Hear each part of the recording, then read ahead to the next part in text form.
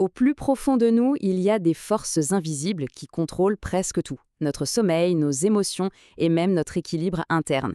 Et non, ce ne sont pas des concepts abstraits, ce sont des mécanismes biologiques très précis, tous orchestrés par une sorte de chef d'orchestre caché au centre de notre cerveau. Alors, prêts à explorer ensemble cette fascinante machinerie? On s'est tous déjà posé la question, n'est-ce pas? Dès que le soleil se couche, hop, une petite fatigue s'installe. Mais pourquoi? Eh bien non, ce n'est pas juste une question d'habitude. C'est le résultat d'un signal hyper précis envoyé par une structure bien planquée dans notre tête. Imaginez un vrai chef d'orchestre. Oui, mais un chef d'orchestre dissimulé, qui coordonnerait des milliers de processus sans jamais se montrer. Eh bien, dans notre cerveau, ce chef d'orchestre existe pour de vrai. Il s'assure que tout roule, de notre cycle de sommeil à notre sensation de soif, pour que tout fonctionne en parfaite harmonie. Et ce chef d'orchestre, il a un nom, bien sûr, c'est le diencéphale. Il est niché juste là, au-dessus du tronc cérébral, et c'est un peu le grand carrefour de l'information de notre cerveau. C'est lui qui reçoit les signaux de nos sens, qui gère les commandes motrices. Bref, il abrite des structures qui sont juste essentielles à notre survie. Et aujourd'hui, on va se concentrer sur une de ses parties les plus intrigantes. Notre première étape, c'est l'épithalamus. Si on continue notre métaphore, si le diencéphale est le chef d'orchestre, alors l'épithalamus, c'est son horloger. C'est lui, le maître du temps, le grand Manitou de notre horloge biologique interne. Et au cœur de cet atelier d'horlogerie, il y a une pièce maîtresse, la glande pinéale. Elle a l'air de rien comme ça, elle peut sembler totalement insignifiante, mais son rôle est absolument fondamental. Et le plus fou dans tout ça, c'est sa taille. Cette structure est minuscule, à peine la taille d'un petit pois. C'est incroyable, non? Et pourtant, ce tout petit organe a le pouvoir de nous envoyer au lit chaque soir. Mais alors, comment il fait? Le processus est super bien fait, vous allez voir. En fait, tout part de nos yeux. Quand notre rétine ne perçoit plus de lumière, elle envoie un petit message à une autre zone, l'hypothalamus. Et lui, à son tour, il donne le feu vert à la glande pinéale. C'est le signal. Elle peut commencer à produire l'hormone du sommeil, la fameuse mélatonine. Et concrètement, sur 24 heures, ça ressemble à ça. Pendant la journée, la production est quasi nulle. Mais dès que la nuit tombe, les niveaux de mélatonine grimpent en flèche, et ça prépare tout notre corps à passer en mode repos. C'est notre cycle naturel, notre rythme circadien, et il est réglé comme une horloge suisse. Mais attention, la mélatonine, ce n'est pas juste l'hormone qui nous fait bâiller. Elle fait bien plus que ça. Elle fait baisser notre température corporelle, elle protège nos cellules grâce à son action antioxydante, et bien sûr, c'est notre meilleur allié pour combattre le décalage horaire après un long voyage. Allez, on continue.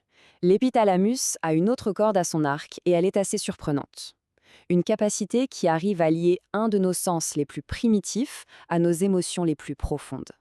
Je suis sûre que ça vous est déjà arrivé. Vous sentez l'odeur d'un gâteau qui sort du four et paf, vous êtes transporté dans la cuisine de votre enfance. Ou alors le parfum d'une personne qui déclenche une vague d'émotions. Eh bien, ce n'est pas de la magie, non, c'est de la neurobiologie pure et dure.